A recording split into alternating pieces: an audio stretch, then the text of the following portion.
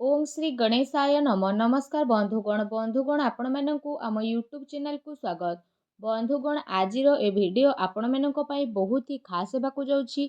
आज आमे आपण को कहबू आपण को पई 27 और 28 तारिखर दिनटी किपरि साब्यस्त हेबो, केउ प्रकारर आज दिन को आपण प्लानिंग करिवे, ता सहित आमे विशेष भाव में आपण को कहबू कि ए दुई दिन रे स्थिति को आपण किपरि भाव में कटेइबे।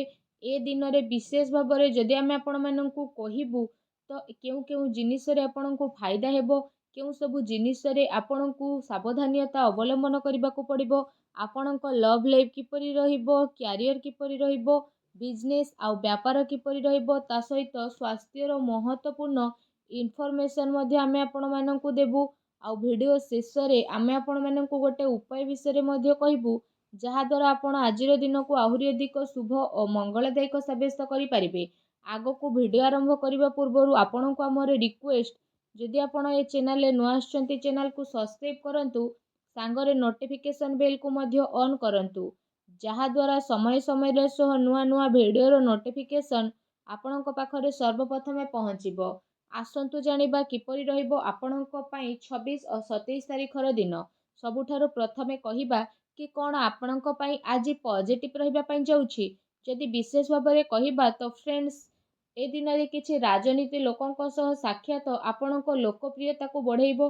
एहा सहित जन संपर्कर दायरा मध्य आपणकर बढ़ी जिवो। संतानकर तरफरु तांकर कैरियर को नेकी ए दिन रे कोनोसी शुभ समाचार आपणको मिली पारे। आपणकर सिद्धांतबाजी दृष्टिकोण समाज एवं धार्मिक स्थल रे आपणको सम्मानजनक उपाधि मध्य प्रदान करिवो। ता सहित धार्मिक एवं आध्यात्मिक गतिविधि रे विशेष भाव में आपणकर महत्वपूर्ण योगदान रहिबो। प्रॉपर्टी संबंधित कौनसी अटके थिबा कार्य पूरा हेबार विशेष भाव में संभावना रहिछि। ए दिनर समय आपणको भल खराब रो स्थिति देव। ता सहित भाग्य एवं संतान संबंधित कार्य रे मध्य आपणको सुविधा प्राप्ति हेबो। आपणकर विवेक एवं आदर्शवादी स्वभाव आपणक पई ए दिन रे महत्वपूर्ण उपलब्धि मध्य नेकी आसीबो।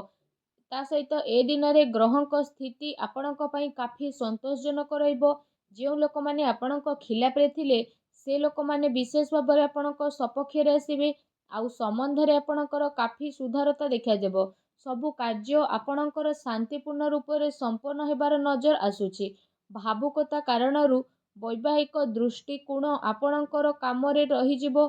ता सहित ए दिन रे आपणकर सकारात्मक एवं संतुलित भावना आपणको आगको बढ़ेबा एवं निजर कार्य को सुचारू रूप से संपन्न करिबारे साहाय्य सहयोग प्रदान करिवो। घरे कौनसी धार्मिक उत्सवर आयोजन मध्य विशेष भाव में जोग बनुछि। ए दिन रे आपण पुणी थरे निजे निजको ताजा विशेष भाव में अनुभव करिवे। ता सहित जदि कहबा अटकी थिबा बड़ पेमेंट मध्य मिलिबा कारणरू विशेष भाव में आर्थिक स्थिति रे आपणकर काफी टाइमिंग पर्यंत सुधार आसीबो, जहा द्वारा आपणको काफी खुशी मिलिबो। आ आपणको मन बहुत ही प्रसन्न रहिबो। आसंतु जानिबा ए दिन रे आपणको पई कोन नेगेटिव रहिबो। कौनसी प्रकार उधारी रु आपण दूरी की रुहंतु। धन लेन देन संबंधित कार्य करिबा पूर्व विशेष भाव में छलना बा धोकार शिकार आपणको होई पारे। कौनसी भी काम करिबारे अधिक भाबी चिंती कि आपण आपणको टाइम स्पेंड करंतु नाही। एहा द्वारा समय आपणको हाथरू बाहरी पारे।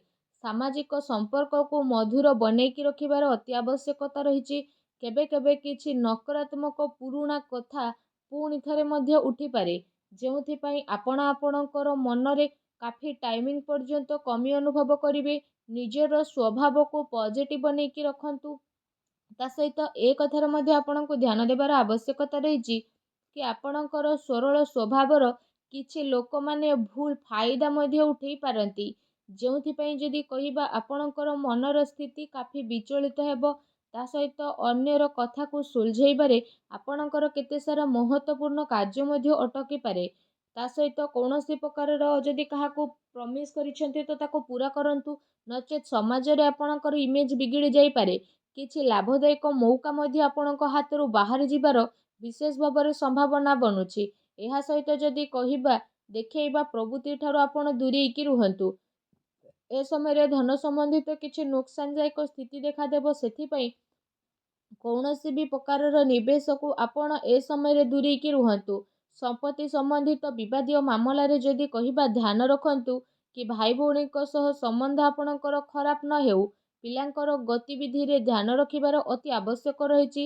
ତାଙ୍କର କିଛି ଭୁଲ ଆଦତ ବା ସଙ୍ଗତ ତାଙ୍କୁ ପ୍ରୋବ୍ଲେମରେ ମଧ୍ୟ ପକାଇ ପାରେ।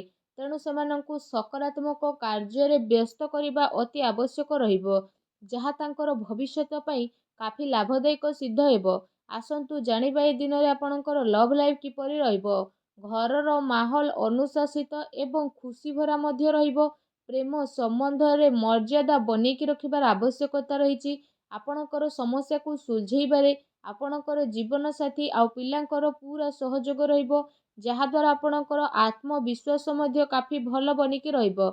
ଅତି ସମ୍ପର୍କିତଙ୍କ ସହିତ ମେଳ ମେଳାପ ଏବଂ ବୁଲାବୁଲିର ବିଶେଷ ଭାବରେ ଆପଣଙ୍କର ପ୍ରୋଗ୍ରାମ ମଧ୍ୟ ବନିପାରେ, ଯେଉଁଥିପାଇଁ ଘର ପରିବାରର ବାତାବରଣ ଖୁସି ଭରା ଏବଂ ସୁଖଦପୂର୍ଣ୍ଣ ମଧ୍ୟ ରହିବ। ଆସନ୍ତୁ ଜାଣିବା ଏ ଦିନରେ ଆପଣଙ୍କର ବ୍ୟବସାୟ କ୍ୟାରିୟର କିପରି ରହିବ। କାର୍ଯ୍ୟସ୍ଥଳରେ ନିଆଯାଇଥିବା ଠୋସ୍ ନିର୍ଣ୍ଣୟ ଆପଣଙ୍କ ପାଇଁ ବହୁତ ଭଲ ରହିବ, ଆଉ ସଫଳତା ମଧ୍ୟ ଆପଣଙ୍କୁ ଅବଶ୍ୟ ମିଳିବ।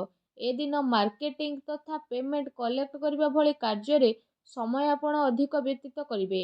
ସେୟାର ରିସ୍କ ପ୍ରଭୃତି କାମରେ ବିଶେଷ ଭାବରେ ଆପଣ ଦୂରେଇକି ରୁହନ୍ତୁ। ଆପଣଙ୍କ ସହିତ ଛଳନା ବା ଧୋକାଧଡ଼ି ମଧ୍ୟ ହୋଇପାରେ। ଚାକିରିରେ କୌଣସି ପ୍ରକାରର ସ୍ଥାନର ପରିବର୍ତ୍ତନ ସ୍ଥିତି ବିଶେଷ ଭାବରେ ଆପଣଙ୍କ ପାଇଁ ବନୁଛି। କାର୍ଯ୍ୟସ୍ଥଳରେ କୌଣସି ପଡ଼ୋଶୀଙ୍କର ଦ୍ୱାରା ଲଢ଼େଇ ଝଗଡ଼ାର ସ୍ଥିତି ମଧ୍ୟ ଆପଣଙ୍କ ପାଇଁ ବନିବ। କିଛି କାନୁନି ବା ନିବେଶ ସମ୍ବନ୍ଧିତ ବିଶେଷ ଭାବରେ ଜଟିଳତାର ଆପଣଙ୍କୁ ସାମ୍ନା ମଧ୍ୟ କରିବା ପାଇଁ ପଡ଼ିବ। ବ୍ୟବସାୟିକ କାର୍ଯ୍ୟ ପ୍ରଣାଳୀରେ ଯଦି କହିବା ପରିବର୍ତ୍ତନ ଆଣିବା ଆପଣଙ୍କ ପାଇଁ ଆବଶ୍ୟକତା ରହିଛି, ଯାହା ପାଇଁ ଆହୁରି ଅଧିକ ଭଲ ପରିଣାମ ଆପଣଙ୍କୁ ହାସିଲ ମଧ୍ୟ ହେବ। ବ୍ୟବସାୟିକ ପ୍ରତିଷ୍ଠାନରେ ଅନୁଭବୀ ଆଉ ପରିବାରର ବରିଷ୍ଠ ଲୋକଙ୍କର ଅନୁମତି ଏବଂ ସହମତି ଦ୍ୱାରା କାର୍ଯ୍ୟ କରିବା ଦ୍ୱାରା କାଫି ସମସ୍ୟା ସବୁ ଆପଣଙ୍କର ଆସାନୀରେ ସୁଧୁରିଯିବ। ଧନର ଲେଣଦେଣ ସମ୍ବନ୍ଧିତ କାର୍ଯ୍ୟରେ ଅଚାନକ କୌଣସି ଲାଭଦାୟକ ସ୍ଥିତି ମଧ୍ୟ ଏ ଦିନରେ ବନିବ, ଯାହା ପାଇଁ ଆପଣଙ୍କୁ କାଫି ଖୁସିର ଅନୁଭବ ହେବ। କାର୍ଯ୍ୟକ୍ଷେତ୍ରରେ ଯଦି କହିବା ଆପଣ ଯାହା ପରିବର୍ତ୍ତନ ସମ୍ବନ୍ଧିତ ଯୋଜନା ବନାଉଥିଲେ, ସେସବୁ ଉପରେ ଲାଭ କମାଇବାର ଉଚିତ ସମୟ ଏବେ ଆସିଯାଇଛି। ଏ ସମୟରେ ନିଜର ଅଧିକତମ ଊର୍ଜା ନିବେଶ ସମ୍ବନ୍ଧିତ କାର୍ଯ୍ୟରେ ଲଗାନ୍ତୁ। ବର୍ତ୍ତମାନର ଗତିବିଧି ଉପରେ ନିଜର ଧ୍ୟାନ କେନ୍ଦ୍ରିତ କରନ୍ତୁ, ଏହା ଆପଣଙ୍କ ପାଇଁ ବହୁତ ଭଲ ରହିବ। ଆସନ୍ତୁ ଜାଣିବା ଏ 2 ଦିନରେ ଆପଣଙ୍କର ସ୍ୱାସ୍ଥ୍ୟ କିପରି ରହିବ। ଯଦି ବିଶେଷ ଭାବରେ କହିବା ଏ ଦିନରେ ଆପଣଙ୍କ ସ୍ୱାସ୍ଥ୍ୟ ବହୁତ ହି ଭଲ ରହିବ, କିନ୍ତୁ ଦିନଚର୍ଯ୍ୟାକୁ ବ୍ୟବସ୍ଥିତ ବନେଇକି ରଖିବା ଆପଣଙ୍କ ପାଇଁ ଅତି ଆବଶ୍ୟକ ରହିଛି। ଏହାଦ୍ୱାରା ଆପଣ ଆପଣଙ୍କ ଖାଦ୍ୟପେୟ ଉପରେ ଧ୍ୟାନ ଦିଅନ୍ତୁ। ତା ସହିତ ଆପଣ ଆପଣଙ୍କ ସ୍ୱାସ୍ଥ୍ୟକୁ ଆହୁରି ଅଧିକ ଭଲ ରଖିବା ପାଇଁ ପ୍ରତିଦିନ ଯୋଗ କରନ୍ତୁ, ବ୍ୟାୟାମ କରନ୍ତୁ ଏବଂ ସୁସ୍ଥ ରୁହନ୍ତୁ। ଫ୍ରେଣ୍ଡସ୍, ଆସନ୍ତୁ ଜାଣିବା ଏ ଦିନରେ ଆପଣଙ୍କ ପାଇଁ କ'ଣ ବିଶେଷ ଉପାୟ ରହିଛି।